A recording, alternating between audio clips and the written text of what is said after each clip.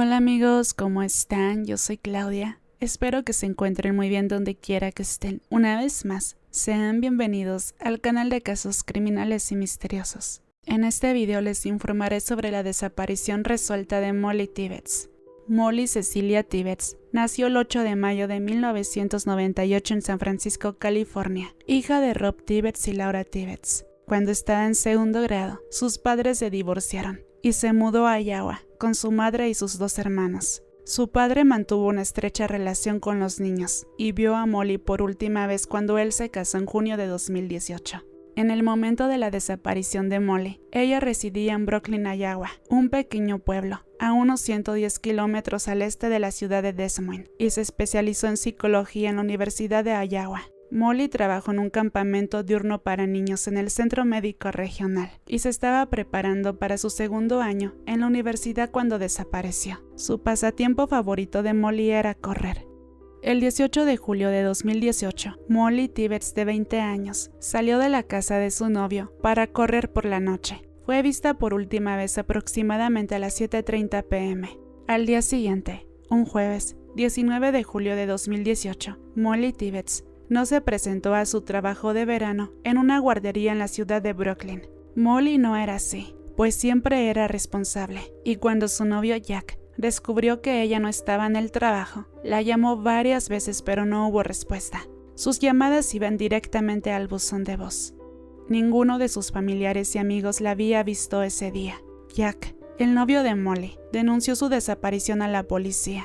Según Jack, Molly estaba sola en casa la noche anterior, y esa fue la última vez que supo de ella. Vivía con su hermano Blake Jack, en Brooklyn, Iowa. Cuando la policía habló con su novio Jack, les dijo que estaba fuera durante la semana por trabajo con su hermano, y que Molly se quedó en su casa para poder cuidar a los perros. La policía descubrió que Molly fue vista por última vez la noche del 18 de julio de 2018. Jack les dijo que estaba en su habitación de hotel esa noche y vio una película solo. Dijo que su última comunicación con Molly fue a través de un mensaje de Snapchat que recibió a las 10:30 de la noche. La policía comenzó a buscar a Molly y descubrió que el 18 de julio salió a correr por un camino rural en las afueras de Brooklyn. Una mujer, Christina Stewart, habló con la policía, conocía a Molly y dijo que la vio correr a las 7:45 p.m. del 18 de julio. Christina conducía en ese momento y pasó junto a ella, y como conocía a Molly, estaba segura de que era ella. Eso llevó a la policía a buscar cámaras de vigilancia en el área. ¿A dónde corrió Molly y a dónde fue después? Durante semanas, cientos de voluntarios, amigos y familiares y policías buscaron a Molly. No se encontró ningún rastro de ella. La policía consiguió imágenes de la cámara de vigilancia de Molly corriendo. Las imágenes mostraban autos que pasaban junto a ella, pero un vehículo en particular se destacó cuando dio la vuelta y pasó junto a ella nuevamente. La policía identificó al hombre. Su nombre era Christian Baena Rivera. Era un inmigrante mexicano indocumentado y trabajaba bajo un alias en una granja lechera cercana conocida como Yarrabe Farms, y había trabajado allí durante 4 años. El video de vigilancia de un dueño de una casa lo mostró pasando junto a Molly en su carro, un Chevy Malibu. Christian fue interrogado en relación con la desaparición de Molly. Inicialmente, Christian afirmó que no vio a Molly ese día, pero después de horas de interrogatorio, finalmente admitió que la vio. Le dijo a la policía que vio a Molly corriendo cuando él conducía, y dio la vuelta porque pensó que era muy atractiva. El interrogatorio posterior reveló que toda esperanza de encontrar a Molly con vida había terminado. Christian continuó diciendo que salió de su vehículo y se acercó a Molly. Corrió junto a ella y Molly amenazó con llamar a la policía si no la dejaba en paz. Eso lo hizo enojar, por lo que la atacó. Luego puso el cuerpo sin vida de la joven en su carro. Christian dijo que luego se desmayó y volvió en sí mientras conducía con el cuerpo de Molly en su maletero. El asesino condujo a las autoridades a un campo de maíz donde había enterrado el cuerpo de Molly Tibbetts bajo hojas y tallos. Solo se veían sus brillantes zapatos para correr. La autopsia descubrió que había sido apuñalada varias veces. Señalaron que Molly solo vestía calcetines y un sostén deportivo y que tenía las piernas abiertas cuando encontraron su cuerpo. La madre de Molly Tibbetts, Laura Caldeworth, se dirigió a Christian Rivera en una declaración de impacto en la víctima leída ante el tribunal. Molly era una mujer joven que simplemente quería salir a correr tranquilamente la noche del 18 de julio. Y tú elegiste acabar con esa vida de manera violenta y sádica, escribió Laura, la madre de Molly. Laura recordó entre lágrimas que los investigadores le dijeron que habían encontrado el cuerpo de su hija de 20 años y que se apresuró a informar a los familiares antes de que se enteraran de la noticia por los medios. La conversación más difícil fue con la abuela de Molly, quien no podía creer que alguien pudiera dañar a una joven tan hermosa, vibrante y llena de promesas. Ella dijo que el asesinato hizo que los trabajadores hispanos huyeran del área atemorizados, impidió que el novio de Molly pudiera darle el anillo de compromiso que había comprado y significó que su padre nunca llevaría a su única hija al altar. Christian fue acusado de asesinato en primer grado. A pesar de que condujo a la policía al lugar donde estaba enterrado el cuerpo de Molly, Christian se declaró inocente.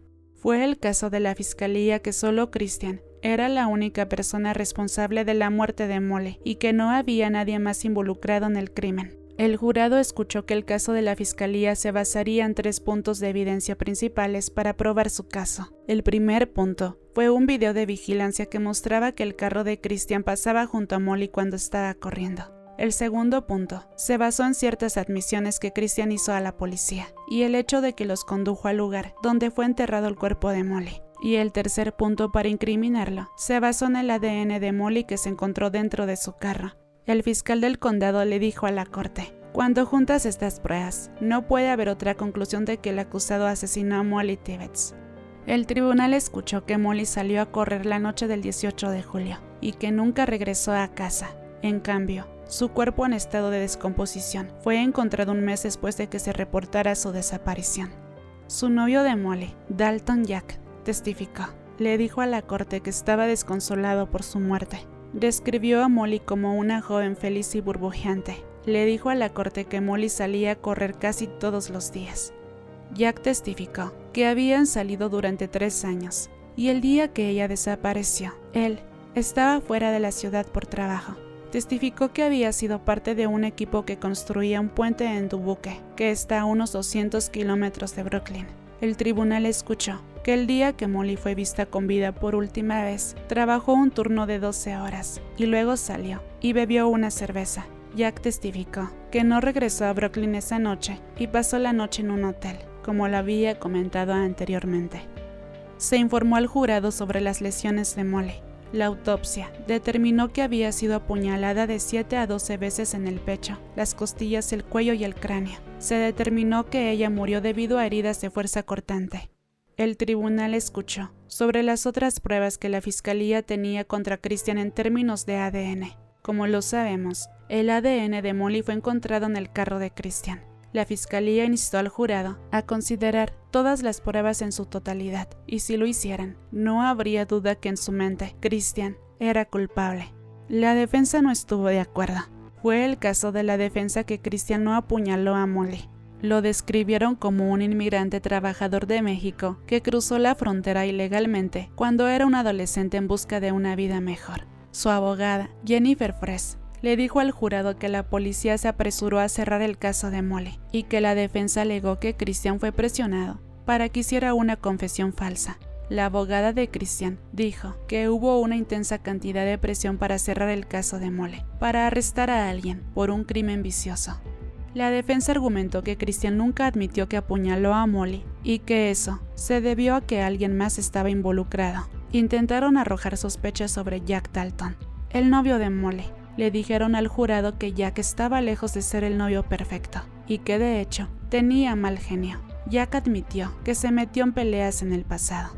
La defensa también le dijo al jurado que Jack no era un novio leal. Jack testificó que había metido la pata y engañado a Molly. Cuando se le preguntó si Molly había estado al tanto de su infidelidad, confirmó que ella se enteró cuando revisó los mensajes en su teléfono, pero Jack afirmó que lo estaban superando y trabajando más en su relación. Sin embargo, un interrogatorio adicional por parte de la defensa reveló que solo 3 días antes de que Molly desapareciera, ella todavía estaba molesta por eso, y el día antes de que la vieran con vida por última vez, lo discutió nuevamente. La defensa le mostró a Jack Dalton sus registros telefónicos. revelaron que solo llamó a Molly una vez en los días posteriores a su desaparición, a pesar de que su cuerpo no se encontró hasta un mes después.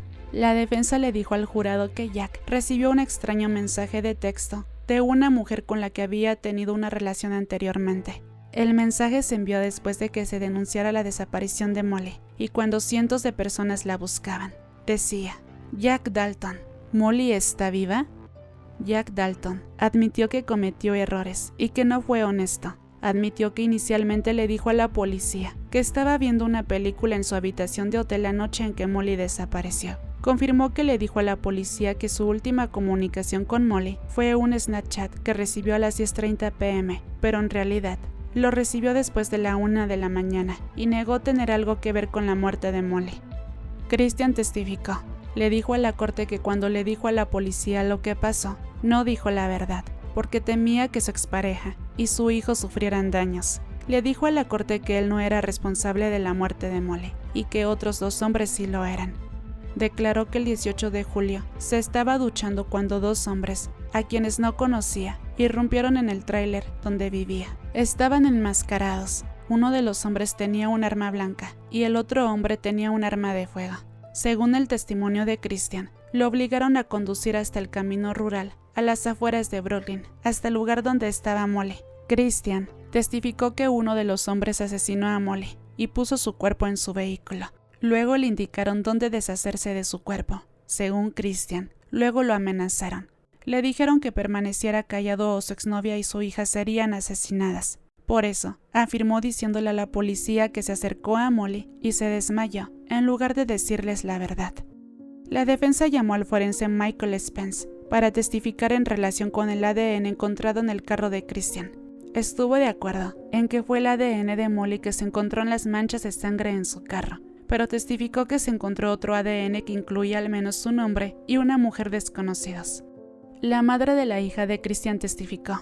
Su nombre era Iris Gamboa y declaró que vivió con él durante 4 años. La relación terminó en el 2017, pero ella lo describió como un buen padre y cada mes pagaba $500 en manutención infantil para su hija y también enviaba dinero a sus padres en México para que pudieran construir una nueva casa. Cuando se le preguntó si alguna vez fue agresivo con ella le dijo a la corte que no lo era y que nunca mostró una ira excesiva. El jurado deliberó durante 7 horas y encontró a Christian culpable de asesinato en primer grado. Antes de que se llevara a cabo la audiencia de sentencia, la defensa pidió tiempo para dar seguimiento a 2 denuncias que se hicieron después de que se anunciara el veredicto de culpabilidad. El juez retrasó la audiencia de sentencia para permitirles hacerlo. Cuando la defensa obtuvo los detalles en relación con la nueva información, presentó una moción ante el tribunal solicitando un nuevo juicio para Christian. El tribunal escuchó que la nueva información relacionada con los reclamos, hechos que sugerían que había evidencia de que otros eran responsables de la muerte de Molly y solo se habían dado a conocer a la defensa después de que se declaró culpable. Un hombre de 21 años llamado Gavin Jones les dijo que él era el responsable. Uno de los hombres, el recluso Arne Mackey, dijo que Gavin le contó su participación cuando ambos estaban recluidos en la cárcel del condado de Keokuk. Según el recluso Arne, Gavin dijo que apuñaló a Molly con otro hombre, la cortó y la envolvió en plástico. Él le dijo que antes de su muerte había estado retenida en una casa para el tráfico de abuso de mujeres, que era propiedad de un hombre involucrado en el mismo tráfico de mujeres. Ese hombre fue identificado más tarde a través de varios informes de los medios como James Manuel. El plan era que Molly había sido traficada, pero debido a la publicidad que recibió su desaparición, sabían que eso ya no podía suceder. La defensa argumentó que debido a esta nueva información, se requería un nuevo juicio. Cuando la policía habló con Gavin, negó cualquier participación. Estuvo en un centro de rehabilitación en el verano de 2018 y luego en un centro de vida asistida, bajo supervisión estatal. La defensa también le dijo al tribunal que una mujer se presentó y le dijo a la policía que había sido secuestrada después de conocer a un presunto traficante de mujeres en una gasolinera de Brooklyn, semanas antes de la desaparición de Molly. Ella afirmó que un hombre le apuntó con un arma en la cabeza y dijo: "Ese mexicano no debería estar preso por asesinar a Molly Tibbetts, porque yo la abusé y la maté". Al sentenciar a Rivera, el juez Joel Yates le dijo: "Usted y solo usted cambió para siempre la vida de quienes amaban a Molly Tibbetts". A principios de agosto del año 2021, se concluyó que la nueva información no era confiable y no vio razón para revocar el veredicto. Así que Cristian nuevamente al final fue el único culpable por la muerte de Molly. Cristian Baena Rivera fue sentenciado a cadena perpetua sin libertad condicional por el asesinato de Molly Tibbetts en 2018. La familia y los amigos de Molly Tibbetts llenaron los asientos de la sala del tribunal. Observaron en silencio cómo el juez pronunciaba la sentencia. Los fiscales dijeron que la familia de la señorita Molly estaba aliviada y complacida con la sentencia. En un comunicado leído por un representante de la Fiscalía General, Laura Calderwood, madre de Molly Tibbetts, le pidió a Cristian que se imaginara el dolor que sentía su familia. Ella le preguntó cómo se sentiría él si fuera su familia, incluida su hija pequeña, la que sufriera tal tragedia. Espero que algún día su hija Paulina tenga la oportunidad de convertirse en madre. Pero, ¿cómo le explicará a sus hijos quién es el abuelo?, le dijo la madre de Molly a Cristian. Y hasta aquí el caso, amigos. Espero que les haya parecido informativo. Si es así, su like y comentario ayudarán mucho en el caso, a que se conozca más en la plataforma de YouTube. Yo soy Claudia. Espero que tengan un bonito fin de semana donde quiera que se encuentren y nos vemos en el próximo video. Que estés muy, pero muy bien. Bye bye.